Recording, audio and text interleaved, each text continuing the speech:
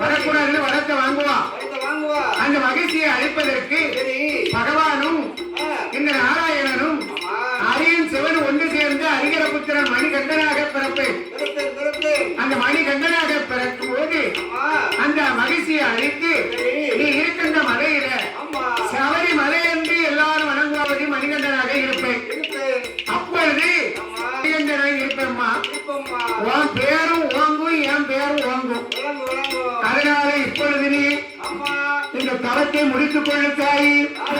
அப்படி என்று சொல்ல சபரி தாயானவர் கொடுத்த பழங்களை எல்லாம் ராமன் தம்பி லட்சுமண பெருமாள் தன்னுடைய அம்பலத்தோழிக்குள்ளே வைத்துக் கொண்டு அந்த சபரி தாயானவரை சொன்னார், ஐயா ராகவனே, ஸ்ரீராமராட்சியை நீங்கள் திறமைக்க வேண்டும் என்று சொன்னா நீங்க எங்க போகணும் தெரியுமா?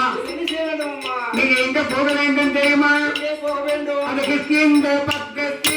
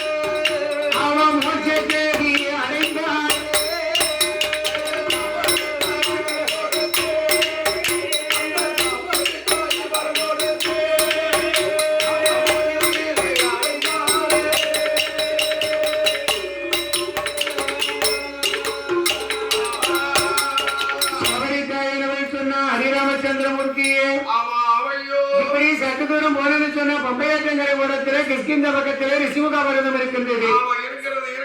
வாலி தம்பி சுக்ரி